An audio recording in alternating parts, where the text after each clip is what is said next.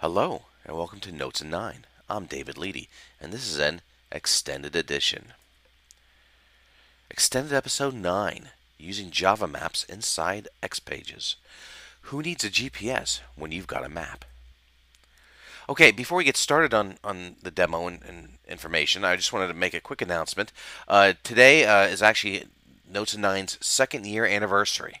So I started the show way back in July 11th, 2009 with an initial post to YouTube. And since that time, uh, we've made over 7.5 hours of videos, almost all are on Xpages. A couple shows did deviate from that a little bit. And they can be found on NotesIn9.com and Xpages.tv. And I'm desperately trying to work on building the back end website better. I'm not very good at exactly doing what I want to do here. So I'm trying to combine these sites to make it easier to find. But Xpages.tv has the best kind of just listing of every episode if you're interested there.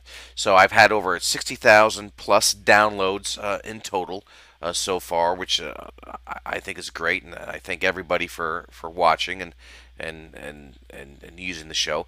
And I also wanted to thank the guest contributors, because it's not been all me. I've had some very good guests, much smarter than I am, on the show. Jeremy Hodge and Chris Connor and Mark Hughes and Graham Akers is going to be on tomorrow's show, actually, which is actually episode 8, because I filmed them out of order. And I've got lots more to come. So thanks for watching and sticking with, and I really appreciate it. I did just want to note that just today, actually, xpages.info/videos was launched on the xpagesinfo site that Nicholas Heidoff has been working on, and that's going to be another site to kind of not just pull in my videos, but other people's videos, which is a great thing. So that's a great job, Nicholas, and it's on xpages.info/videos. Okay, today I want to talk about Java maps. You got to remember, server-side JavaScript is not JavaScript. It's really the syntax. It's ECMAScript, because JavaScript doesn't have at formulas or dominant object model and stuff like that. So server-side JavaScript is more. It's syntactically similar to JavaScript, but more robust in some areas. And one of the areas is Java objects. You can use Java objects inside server-side JavaScript very easily. In fact, some of the domino object model, some of the methods from the domino objects return Java vectors or Java objects. So you do have to be kind of really aware of that. So what kind of objects can we use? Well, today I want to talk about the HashMap. HashMap is a key value pair. It's very much like a list in Lotus script, and you can see some code on how to kind of get into server-side JavaScript. And it's important to remember that a HashMap is just like application scope. I believe application scope and request and view and session scope is just hash maps, really. So you're already using hash maps to some extent, most likely. Another thing I want to talk about is TreeMap. And a TreeMap is just like a hash map, but it automatically will sort as you put things into the map. So if you're using that and you need sorting, then go ahead and use sorting by the tree map. And in the demo, I talk about a list array, which is another one that I did a show on in episode 25, which is not a key value pair. That's just more like an array, but still a Java object. So it's kind of interesting. And I did want to thank Declan Lynch and Jeremy Hodge, who gave me some pointers on this show when I had some trouble. So before I get started, I do want to go over the disclaimer, because I am using the Notes 8.5.3 beta release, and it is beta, and nothing inside the beta is committed. So the screens you see may look different when it goes gold, but it may not. And I'm not using anything beta specific in this demo, but again, it's a disclaimer. I got to use it. Okay, so let's get on with the demo. Okay, so what I'm talking today about is using Java objects inside of Xpages. And before I get started with the map stuff, HashMap and TreeMap from today, I did want to highlight that I did this once before, and I think it was NotesIn9 25. This picking rows business over here is what's going on in this demo is I use list array, a Java .util.list array, and I use list array because I didn't need a key value pair for this example. I just needed the key or the value, I guess, of which are the units or so. So if you're interested in this, you might want to go back to Notes 925 and look at that. So, but today I want to talk about maps. Maps are very similar to Lotus script lists, and I'm a big fan of Lotus script lists. So here's what's the situation. So let me set this up for you. So here's a custom control, or really just a page at this point, where I'm showing everybody from Pennsylvania, and I've got their name, and I've got their city, and I've got their zip code or postal code if you're not from the U.S. Now this shouldn't be here. The .0. I'll deal with that in another show. So what I really want to do here, though, is I want to total and give some kind of metrics on what's going on here, so I can easily see that I've got 2,080 total records, and here's the breakdown by zip code. So 19087 has 7, 16601 has 20 records in it, etc. So how do we build this? Well, we use notes in Xpages. Okay, so this page has 2 repeat controls on it, right? Here's the bottom repeat control, and here's the top repeat control. The bottom one is pretty simple. All I've done is bound a view to my custom control here, and this is a view in another database, so that's why these things are computed. And there's nothing special about this. And here's the view name. It's going to be just by state. So this view actually has every state in it, but I'm currently filtering just by a hard-coded category of Pennsylvania because that's where I live. Someone's got to live here. So so that's simple. There's nothing fancy about that. You've probably done this many times. And here's the fields: name, data, state, name, zip code, etc. Again, nothing special. And again, for this repeat here, the collection name is name data. So very standard repeat control right here. But the one above it is where it kind of gets interesting. So what goes on to build this? Let's first look at the events for the view. So if we go to events of the custom control, you can see any object that you bind is going to be listed here. So if it's a document or a view, you're going to see it here, and they've got events. Now, a document has more events than the view does, but the view has a post open view, and that's where I've got a bunch of code. So if we look at this code, it's really not that different from Lotus script. So we're going to create a collection. So var collect as a notes document collection, view1 .get all documents by key. Well, view1 is global because I instantiate. I bound it earlier, so it's right there. So you don't need to instantiate it. You don't need to get a database first and then do a get view. It's just there because it's bound. So I'm going into view1. I'm just getting all documents by key, PA, done. And then I'm doing creating a var zip count to count the zip codes up, and I'm saying that's an integer. And I'm saying that equal to 0.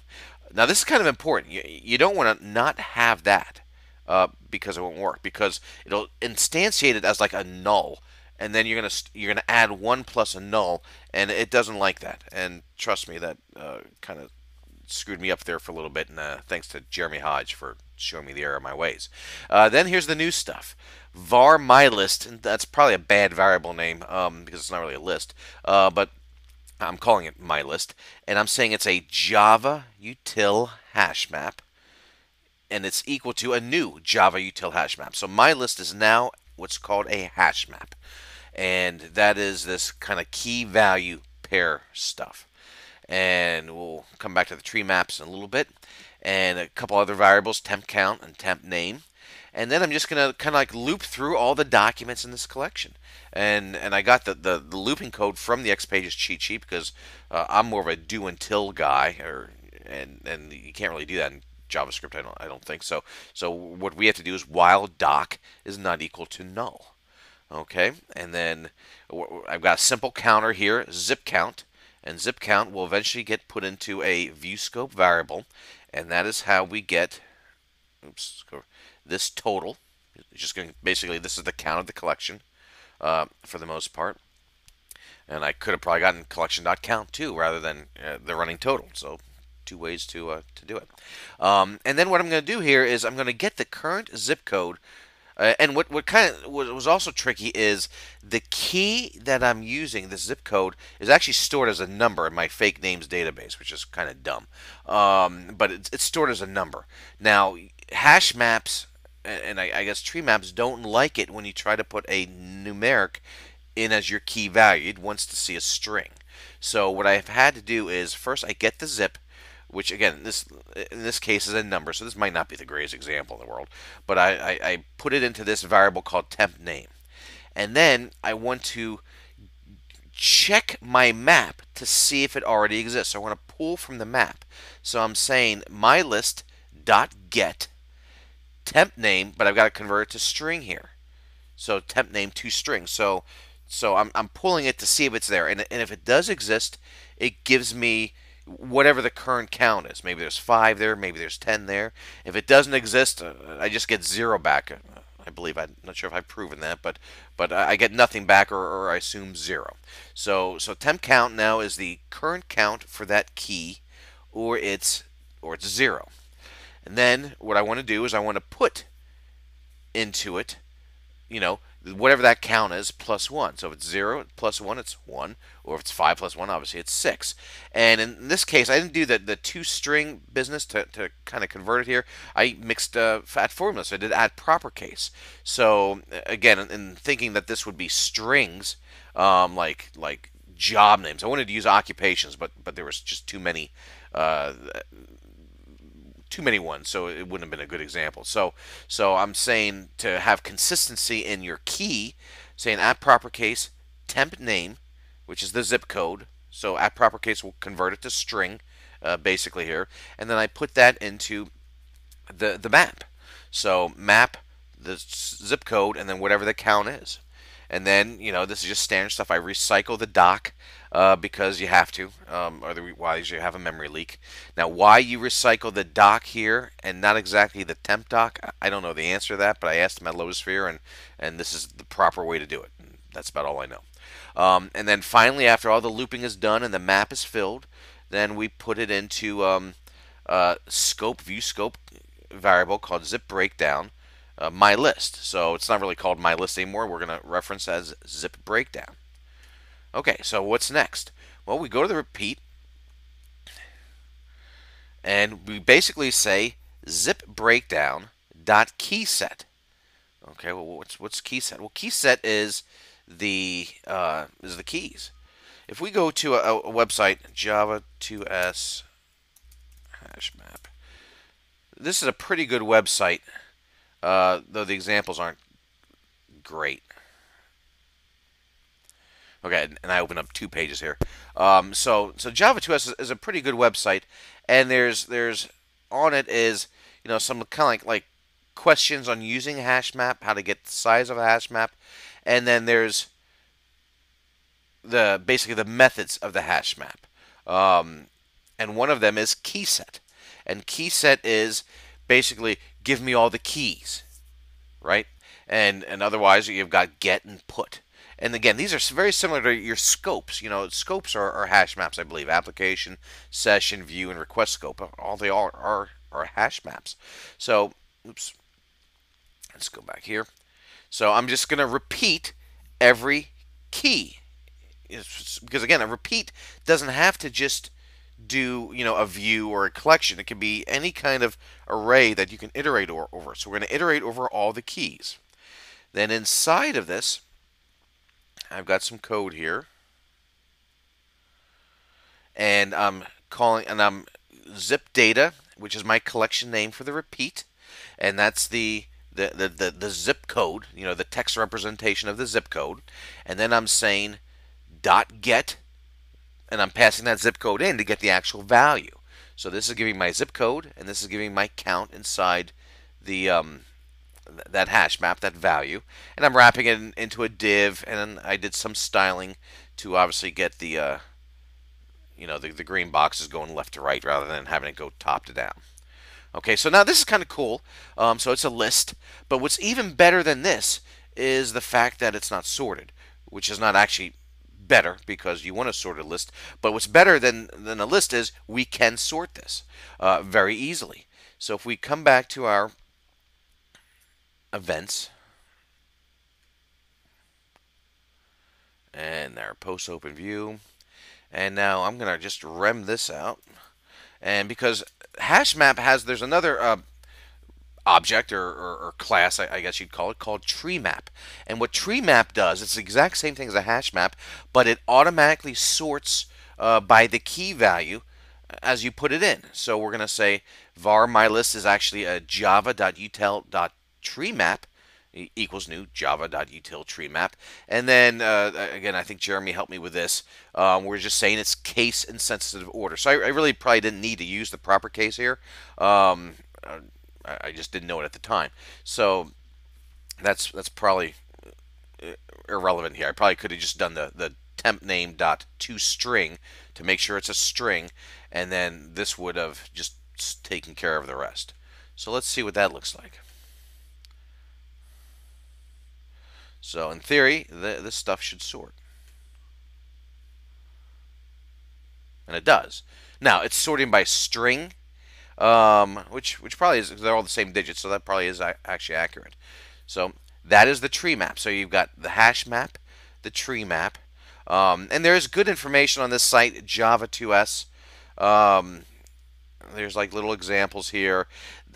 Some of them are a little kind of hard to figure out how to apply them totally, but it's at least better than nothing, and you can actually at least see what other methods you have to kind of work with. And this demo will be available on Xpages cheat sheet. I'll update the download database fairly soon, so you can download the new version, which will have the maps demo in it. And that's the demo. If you have any questions or anything, just give me just contact me, and I thank you for your time.